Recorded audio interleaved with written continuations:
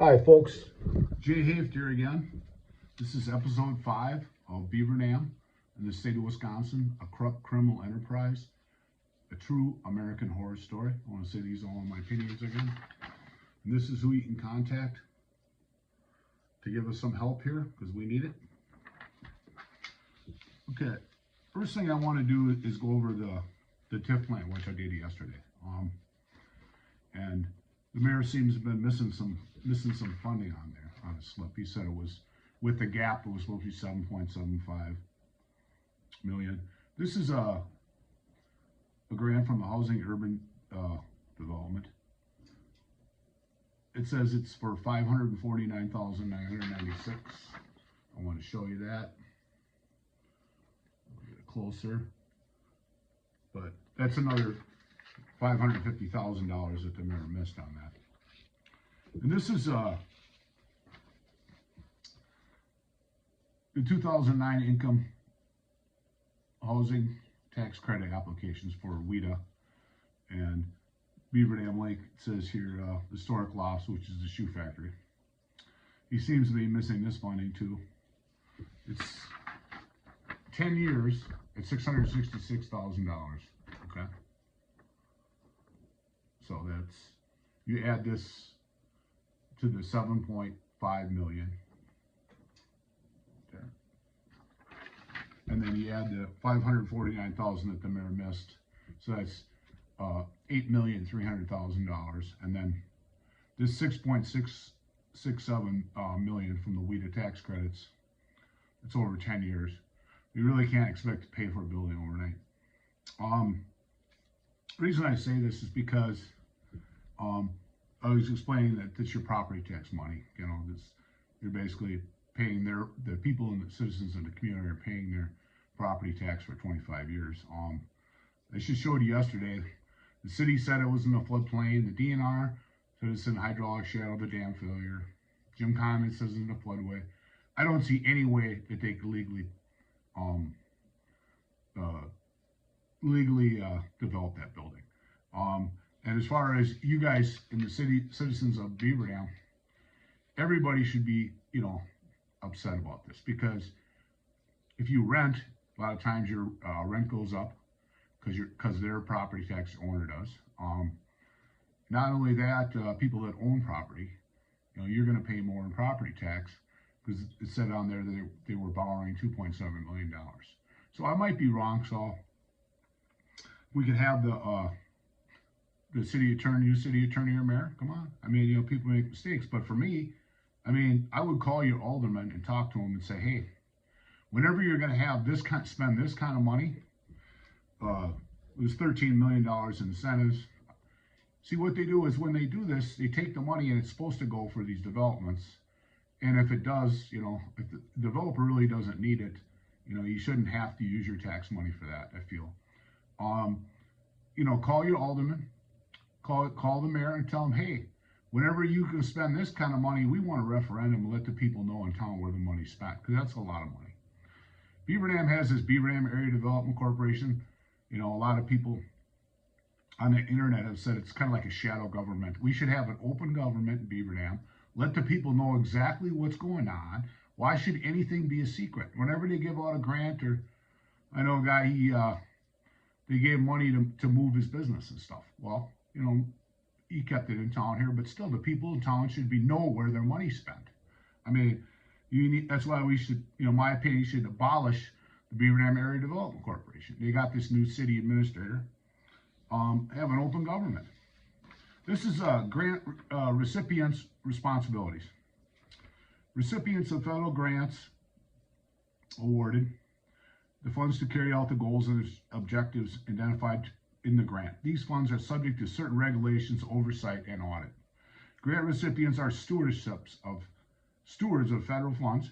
Grant dollars must be used for their intended use. Where applicable, grant recipients must account for costs and justify expenditures. Using federal grant dollars for unjust enrichment, personal gain, or other than their intended use is a form of theft, subject to criminal and civil prosecution under the laws of the United States. So I'm going to show you that up there. And I just want to say too, you know, if you break the law, you're considered a criminal, right? I mean, that's the way it works. Okay, this is appraisals. This is off the DNR's grant program here. So the DNR, they know the law. This is right on their website. It says most grants awarded by the DNR for property acquisition are based on appraised value. And then it says, according to state statutes, an appraisal is required before a government agency can negotiate a price or make an offer on a property.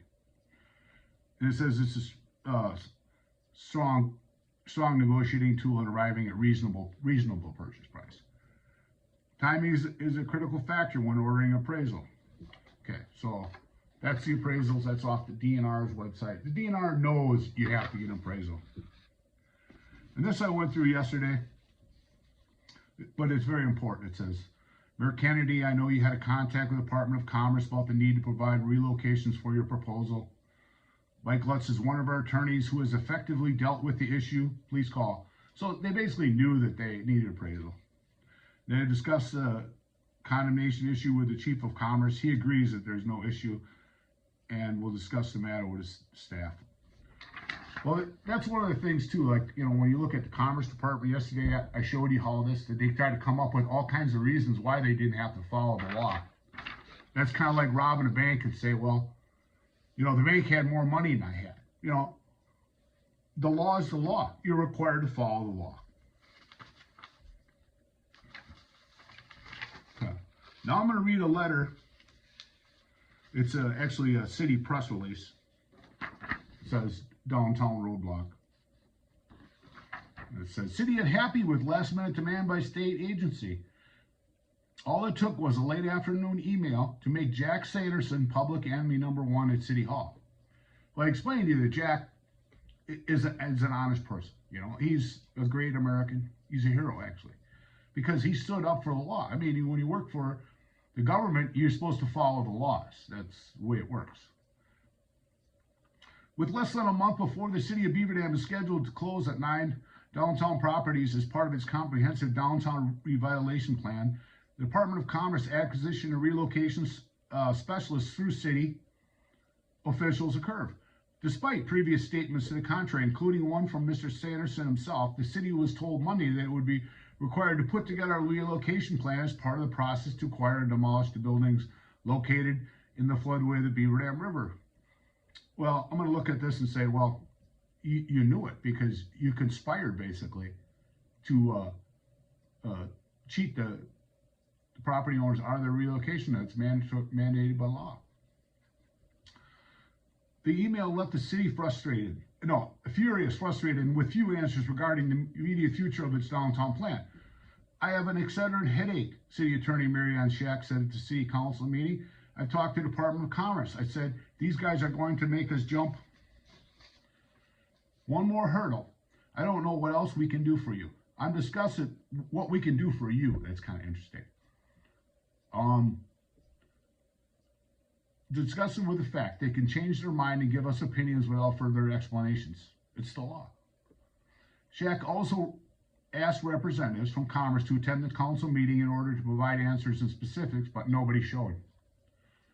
How can the city put together a relocation plan in less than a month when it usually takes 3 months? Well, there's reason why it takes 3 months, because you actually have to follow the law. Okay? Could a relocation plan lead to the city being required to pay relocation costs? I'll show you in this they got the money. As a contingency of their offers to sell, change their minds if it is known they are entitled to payment. The city was left to grapple with these issues and more as March 31st closing date looms.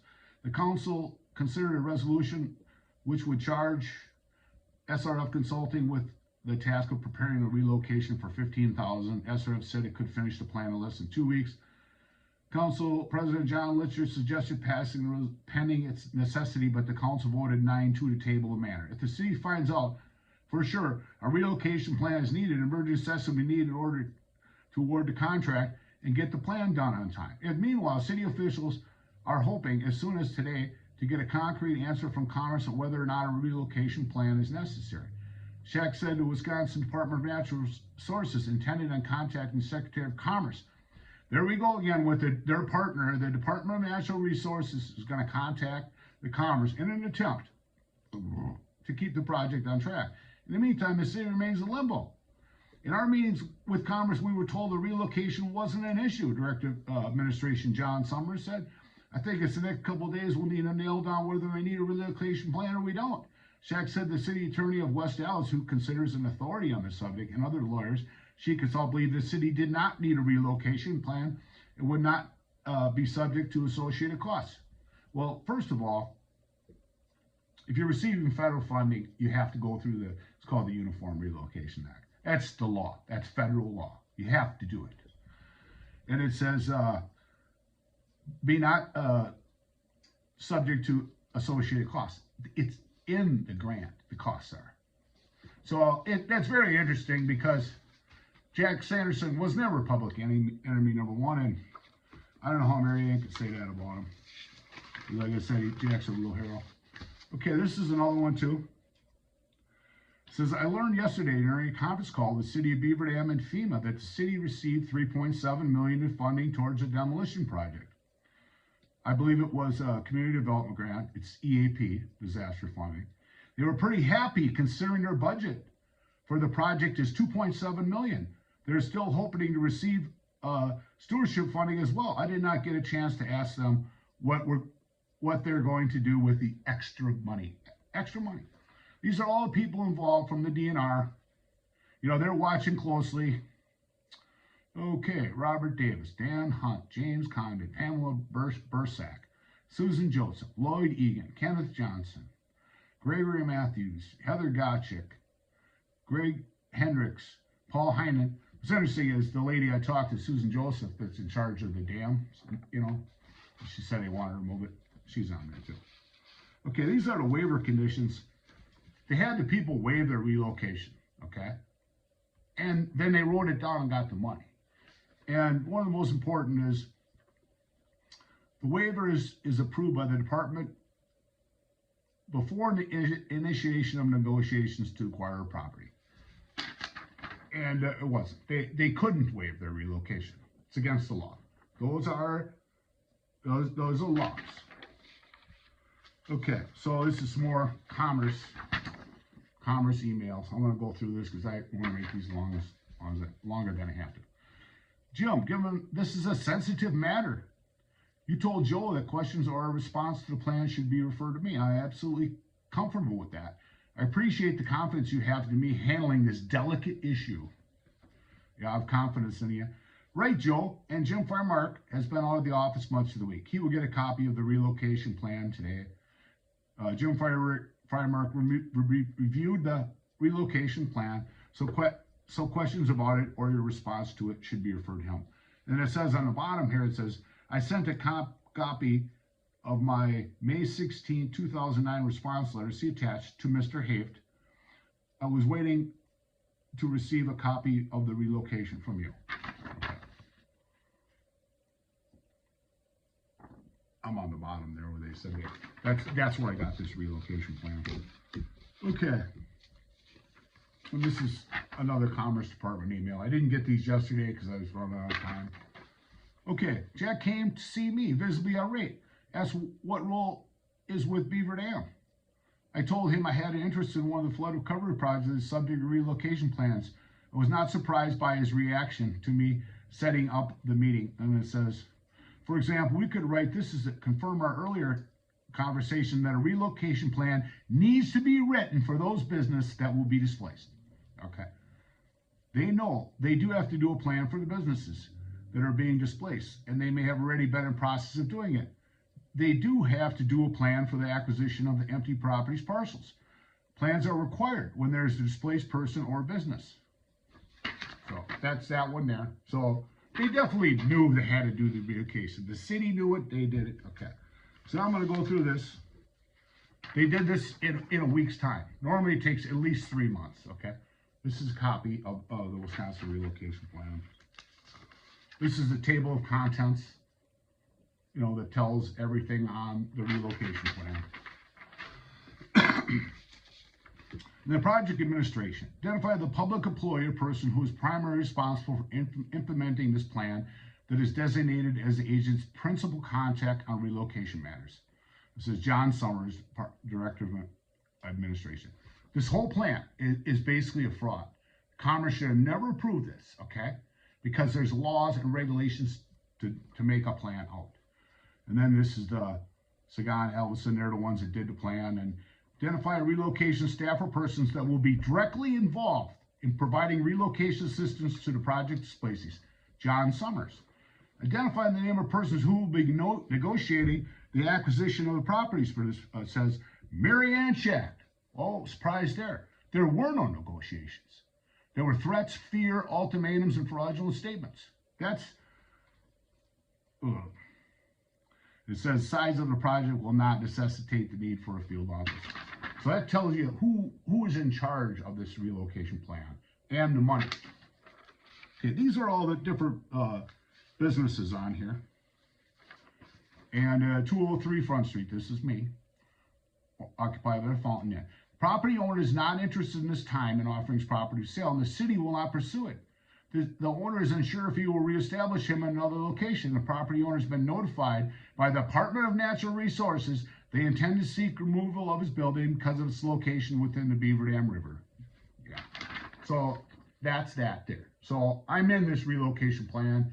You'll see as I move forward, you know, HUD said that I wasn't in there. I don't know if the state lied to them or what, but I'm in there.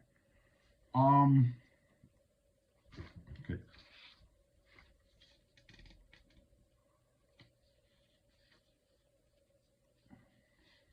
This is another, these are all the displaced people that are on there. Those are all the buildings in there.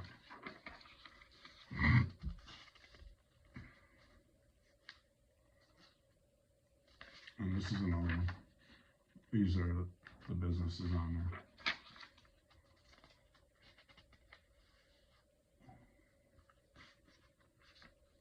Just trying to find Doc's Corners on here, but they're on there too. I might have missed it. Okay, the project timetable and completing displacement. Okay, property appraisals, not available because they didn't do any. They have to have appraisal done before they make an offer to. Land acquisitions, it's got in there, relocation. It says from, you know, November to March. Land clearance, other activity. Will the relocation timetable be extended? No, because they're not doing it. In the agency present carrying out any project having displaced capable replacement resources, and I got no. Are there any other public or private sector displacements? No. So, project description says right here, the decent, safe, and sanitary conditions in Chapter 2000 will be applicable for this project. And then a replacement will not be used on the asking price of the select comparable. Explain the basis and method to be adjusted, so it's not applicable. Payments will be based on the asking price. Okay. The written notice, Chapter 303, and then what date do you plan to issue the notice of entitlement of the displacement upon the city attorney's eligibility? It says describe any relocation program standards which may be applicable for this project and may result in assistance which exceeds the minimum requirement of chapter. It says none. It says the federal uniform relocation as determined by the city attorney. You don't determine it, it's the law. It's ridiculous. You know, like I said, how could the Commerce Department, you know, they're basically conspired with the city of Beaver Dam to defraud the people out of their relocation. Project description. It says on the acquisition project that will follow, and it says city procedure. Relationship of this plan to total placement covers all displacement expected for this project. And then it says what source amount of funds will be used to carry out this project. It says on here federal, state, and local. But the big thing is if you receive federal funding, then you have to go by the law. Estimated project cost $2.7 million. Financial contribution, 2.7 million. It says community development block grant. It was an EAP, emergency funding, like I said, because this is the Stafford Act. The state got, I think it was $3 billion to do this right. This is the displaced persons, the people that had the businesses and stuff. I'm on here. Vicky's on there for Doc's Bar. Photographs of properties to be acquired. There's my building. Okay, so this is a feasibility analysis, and this is interesting because this is what the city got in this relocation plan to come up to 2.7 million. So for Docs, they have 3.5 years. They must have put it in as long as, you know, Vicky had it. And then it's got a estimated annual gross income, 25,000. Estimated value of the property, 80,000. 1,350 square feet. The range from 69 to 360 for, you know, a bar. But the most comparable unit price, they have $190,000 for her building. And then they got down moving costs, $15,000. And then they have owner replacement fee of $50,000 for owner replacement. You really only get that when you move, but if you can prove that they interfered with your business, you get this money. But see, the Department of Administration took over on this, and I'll explain that a little later. But they said, well, we've never paid that. I said, well, you destroyed the people's lives, their businesses, you broke the law. So they wrote this down for her building. I believe that she's got that $50,000 coming. Closing internet incidental costs, $4,000. She never had paid that. She got that coming. Reestablishment costs, another $10,000. So you got $64,000 on here that she has coming, you know. But it's all guess because they didn't know what it cost her to move. Okay. The biggest thing with this is if this would have been done and paid the people from the beginning and done it fair and legally, the people wouldn't have suffered any losses. Because they broke these laws, the people suffered losses. If they would have came up to me and said, Jay, we're going to do an appraisal for your property. We're going to, you know, pay your relocation, you know, pay your moving costs. You know, I would have took it. I would have, honest to God, you know, but the problem is they didn't follow the law at all. Okay.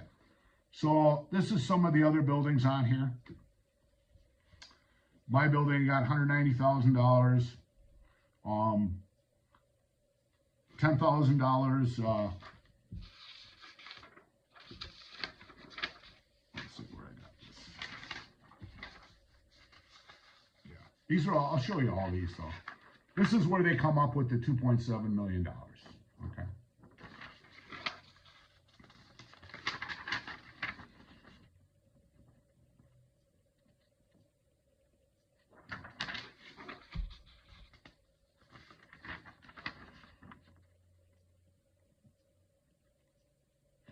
What makes this a fraud is you just can't write down the amount of money in here that you think they're worth. They're guess. They're required to have the relocation plan done before you make an offer. You have to get the appraisals. Okay, this is me, 14 years, 1,000 square feet, undetermined because they never talked to me. $94,000 estimated value of property. Comparable, $69,360. They got $190,000 for my building. $10,000 moving costs. I ended up moving 6 times. We'll explain that later. Owner replacement, $50,000. Never got that money. Did they interfere with my business? They destroyed my life, my family, and everything I work for. Undetermined, $10,000 reestablishment costs. This, you know, they're required to release this money within 90 days. You know, and they never released a lot of it. Because that's who they are. They don't care about the people in the community. It's all about the Wyco building. They're illegal development. So those are just some other stuff that's not really important. Public assisted housing, alternative housing plans, comparable businesses. I don't know how they could come up with that. I mean, my building was a magnificent building. You won't find a comparable building like that. Alternative business or farm relocation. It says it is expected that City of Beaver Dam will follow all state and federal relocation laws as it pertains to business relocation. It is expected the agency will work with local, state, and federal agencies to complete each relocation. Each business has certain needs and preferences that must be studied and carefully considered during the relocation process with a large inventory of businesses. So that's that. You know, they say they're going to follow the law. Okay, this is for residential occupants. You know, relocation procedures. The agency will assist a displaced person in completing the claim and will describe the supporting document provided by the city. The claim will thoroughly be reviewed by the city and staff for eligibility and support documentation. And review will ensure conformance with Wisconsin 202 and Chapter 32 Wisconsin statutes. No, it didn't. Upon removal of the city's director of administration, the claim will be forwarded to the county department for payment. And it says the time period for all payments from the date of filing should not exceed 30 days. And it's got the grievance procedures. You can take a look at it if you want. There's no statute of limitations on federal grant fraud, you know, so property acquisitions policies. You can read that if you want. But this is the most important thing, you know. These are relocation plan assurances. I certify this relocation plan contains accurate information that has been prepared in accordance with and adequately provides for delivery or relocation payments under Wisconsin's Relocation Assistance Act, Wisconsin statutes, Com 22, and Wisconsin Administration Code. I further assure that the staff will implement this plan. Well, no one signed it, and you know, I can understand why. Who wants to be responsible for not doing anything? I mean, how can you approve a plan that's not even signed? That's nobody's responsible for it. We're just going to give out 2.7 million. We don't care if you sign it or not. Who cares? This is a map of the projected area. Hustle along here. These are properties to be acquired.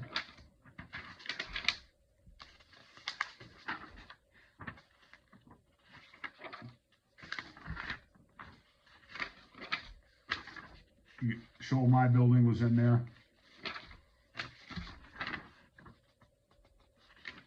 Map of projected area.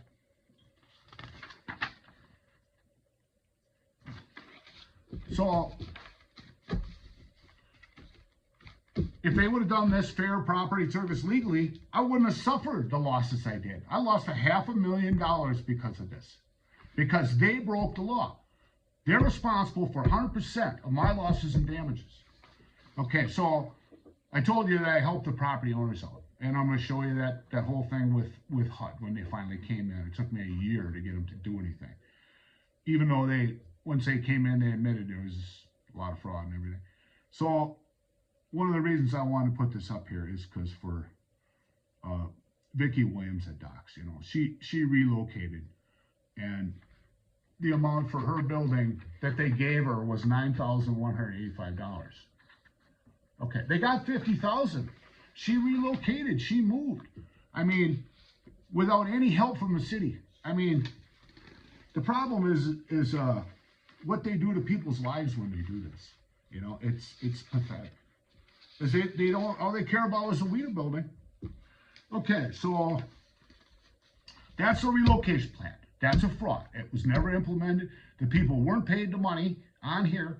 They were paid, they were forced to sell for their assessed value in the end, waive their relocation, which can't legally do, and they were told that they couldn't fix their building, and if they didn't sell it for that price, they were under threat that the DNR is going to order your building down and make you pay to tear it down. So this is a DNR email. It says, City of Beaver Dam has proposed redevelopment plan to remove 11 buildings that are situated over the river, building in the floodway. These buildings compromise the commercial buildings, and says several vacant buildings are in a state of decay because they told them they couldn't fix it. I mean, it's ridiculous.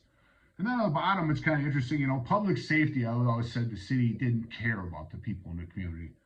The project also addresses a significant flood and safety hazard situation. The Beaver Dam River flows under several of the buildings, which is showing significant structural failure, which could collapse, causing the collapse of the building over the river. Should this happen during a flood event, the entire downtown could become flooded into a nearby foundry. If the foundry furnaces were to flood, it would result in a catastrophic explosion. During the 2008 flood event, the buildings caused a backup of water. And the big thing there is, first y'all want to fix his building, and he said he was in a violation of the public doctrine, and they were there, and, they were going to arrest him for fixing his building. Particularly don't care for the guy, but what he did was probably, good for the city and public safety. But they wanted to try to stop him. Why let him, why not say, hey, go ahead? And I'll show you in here, this is a letter from Mary Ann Schacht to the Wisconsin Historical Society. She's a class act. It says here, found in Beaver Dam. Mr. Stevens, please read the following at your meeting scheduled for Friday, which they did. Ladies, gentlemen, members of the board, the city of Beaver Dam was noticed that Jay Haith, the owner found in previous name Emotional Rescue, located in Beaver Dam, petition for replacement of his building on Wisconsin's State Register of Historic Buildings. The building has been ordered by the Department of Natural Resources to be raised and removed from its present location. It never was ordered down, because they sent me the TIF plan, is where I got that from the DNR. They knew the city got paid for it. You can't order somebody's building down when the city already paid for it. But see, they didn't know that I was going to follow this close, okay? And it says the problem was it continued existence and then it stands on pilings in the Beaver Dam River. The Northwest Ordinance gives the riverbeds all the waterways to the citizens of the United States. This charge is enforced by the DNR. City of Beaver Dam has been asked to agree to purchase these buildings, which are so threatened with removal. Yeah, well, she's just admitted that we were threatened with removal. 11 buildings have supports in the Beaver Dam River and impede the flooding. 10 are under contract with still in the Beaver Dam. Cess Valley, the owner of Beaver Dam, recently known as the Emotional Rescue Tavern, has shown his venue to keep an attempt to perpetuate his existence. The problem is rather than to sell the city for his Cess Valley, he needs to be protected from myself. I need to be protected from myself for being a legal, honest purse taxpayer? Not really. We are informed that when the DNR takes him to court, he will have to raise or remove the building at his own expense. And this kind of explains the threats that I was under.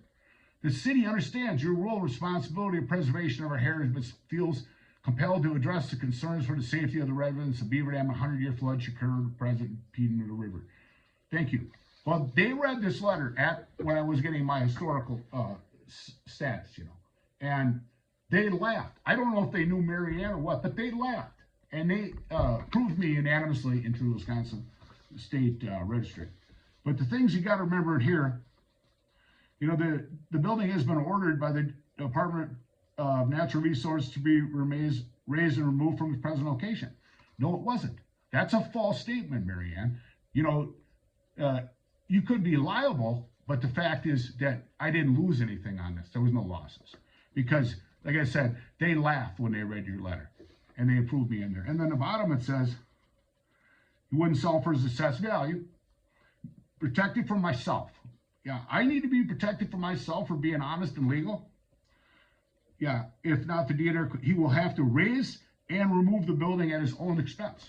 Even though the city already got funding for it. Okay, this is the FBI. Okay, it says, examples of potential crime acts include public officials using their position for personal gain, theft of government funds, extortion, contract bid rigging, false appraisals, falsifying documents to qualify for funding, and contract fraud. These criminal acts, especially when they're perpetrated by public officials, strike at the heart of government by eroding public confidence and undermining the strength of our democracy. And the investigation of public corruption is the FBI's #1 criminal investigation priority and also mission, of which the FBI is singularly situation. We have the skills and the experience. So that's the FBI. Okay, so this goes to the grant. It's called Block Grant Party. Okay. It says, you know, we were saying they got $3.7 million. And it says, Block Grant Party, city award 3.7 and million funds. We would say $1 million more than what the actual relocation plan was for.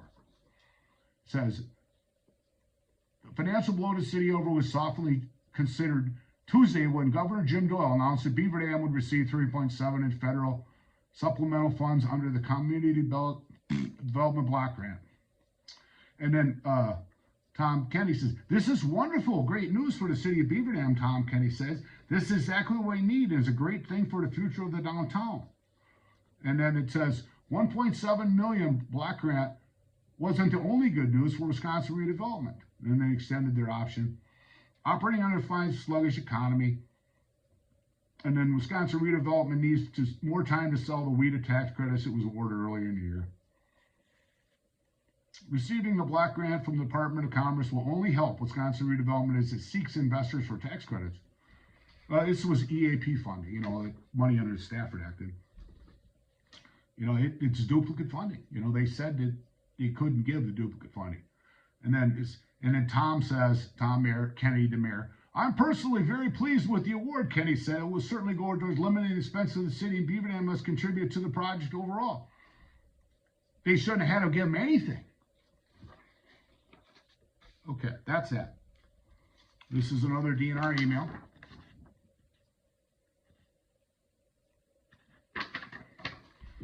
Says, okay.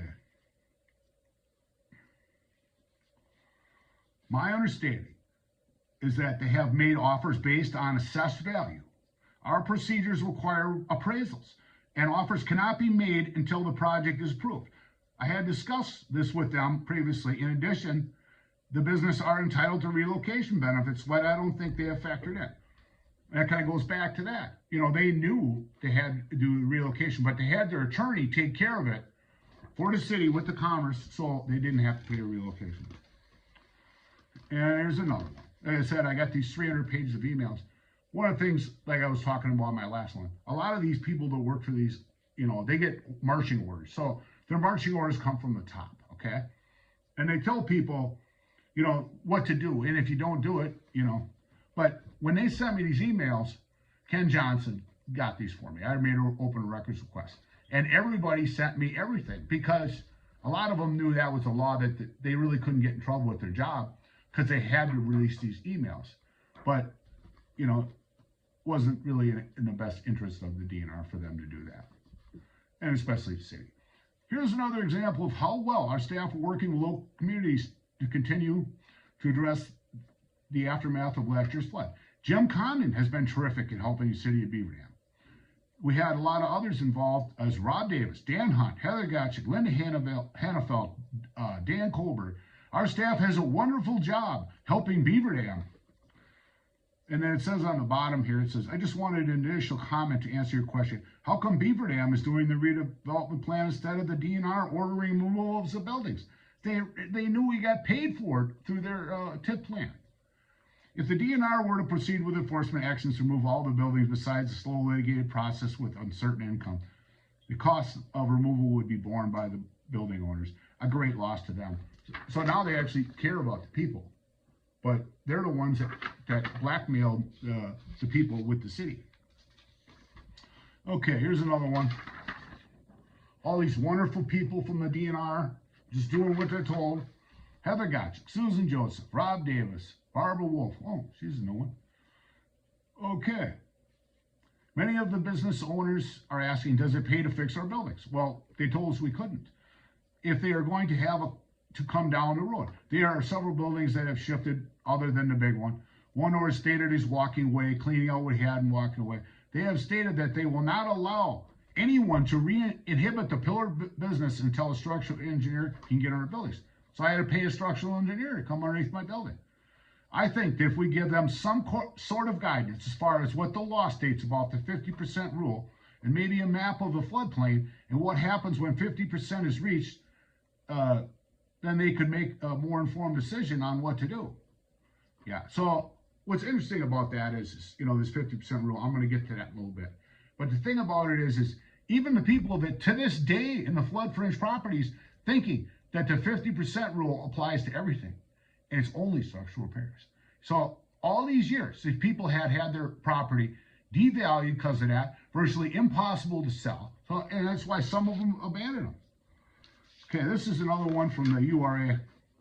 In no event shall the head of a federal agency, which is a city, because if you have eminent domain power, you're considered a federal agency because you're acting on behalf of the federal government with your eminent domain power. Okay, in no event shall the head of a federal agency either advance the time of condemnation or defer negotiations or condemnation, or take any coercive action in nature in order to compel an agreement of the price to be paid for the property. There were no negotiations, only threats, fears, and ultimatums. Okay, this is another one from the DNR. It'll just show you how, basically throw the property owners, the citizens community under the bus for this development. It says, I suggest a conference call so we can relay to you what our decision with Beaver Dam has been, and if necessary, to an on-site visit ASAP. The reason for urgency is because the developers have to submit grant applications and their timetable is tight to be able to do what they have to do. As Rob says, the city sees this as an anchor to allow them to accomplish the other work necessary to remove buildings from the floodplain and those in the river. They indicated a willingness to enter into an MOU agreeing to step-by-step process to accomplish the floodplain restoration. MOU stands for Memorandum of Understanding. What that means is they basically agree that we're searching for the same goal. They got their part and the city has their part. Agreeing to a step-by-step process to accomplish floodplain restoration. And then it talks about the WIDA building, it says, or the WICO building. I'm assuming that the modeling of the structure will constitute a substantial improvement. Structural repairs, modifications, and updating will equal or exceed 50% of the structure's current equalized assessed value. In this case, the lowest floor is below the regional flood elevation, which is the basement. It would be only possible if the lowest floor was filled or elevated to regional flood elevation. Another statement that clearly says that they can't legally develop the building as they did. Okay. And this is another one from the DNR. I'll show you this one before I read it. All these wonderful people from the DNR. James Conant, Rob Davis, Gary Hendricks, Thomas Steidel, Kenneth Johnson. And this is Waco Development. I suggest a conference call. That's kind of the same. But on the bottom here it says, City of Beaver Dam would like to develop the Waco building, which is immediately downstream of the dam on the right. The building is not in the current floodplain. It is, however, in the hydraulic shadow of the dam failure. I kind of went over this, but it's a little different. We told them they need to fill in the lowest level to the floodplain, FPE. We are working to develop who is interested in the building, but they want to use the lowest level for parking. They're interested in using money from selling this building to start removing buildings that are built over the river and willing to enter into a memorandum of understanding saying that the redevelopment of the Waco buildings would run concurrently. Okay. This is another DNR email. I got hundreds of these. Okay. Beaver Dam Fire Department Safety discovered serious structural cracks in the walls, foundations, footings in Firshall's building. Structural failure could result in collapse, damming the river if occurring high flow time, causing serious flooding in downtown. Structural elevation of the building is underway. The current assessed value would be $200,000. We're only going to allow $100,000 expenditure, of which $25,000 has already spent by the owner. City of Beaver Dam has submitted floodplain grant application on there, so that's that one. This is about Firshall's building. Okay, so this is kind of like when they were scheming, they're diabolical, the DNR, in order to tell us this 50% rule. But I have a list of questions that I think may come up to meeting, but I know that one question will be discussed is who has authority to condemn the buildings? They are the one who has to condemn the building, but they say it would only be done because we would not allow repairs to be done or because we force them that 50% rule. This is a topic to think about. This is where they're conspiring to commit fraud. It's a false statement. It caused losses. I didn't open for 5 months because of this.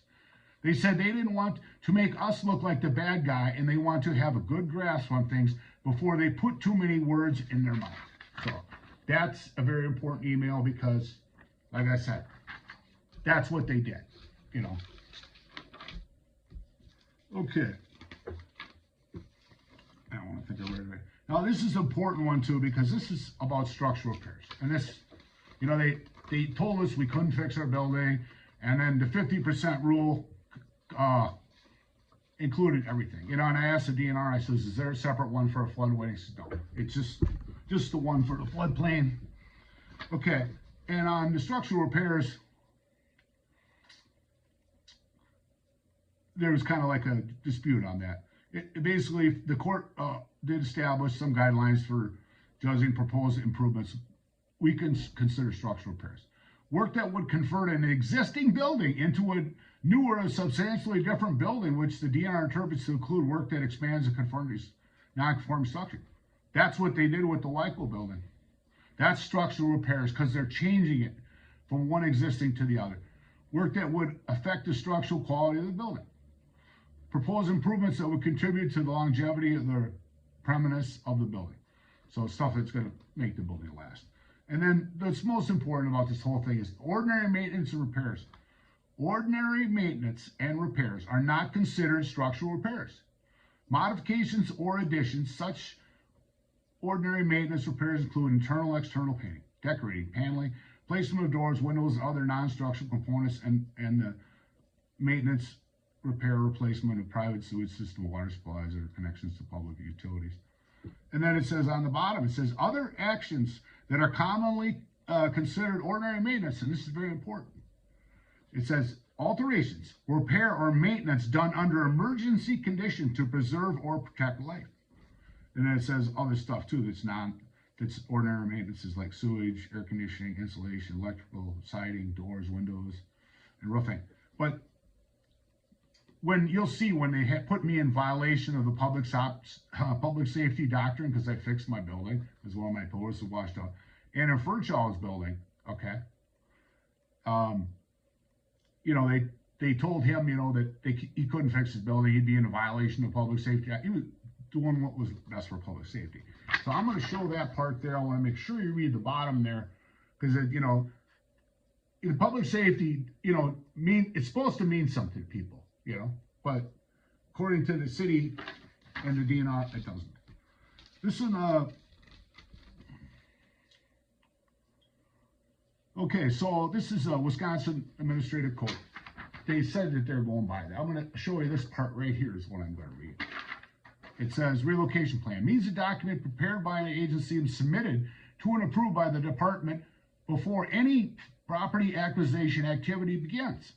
A plan describes the relocation assistance and payments to be provided and indicates whether displaced persons can be satisfactorily located. An important thing with that is before acquisition activity begins. It's a law. It has to be done. Okay.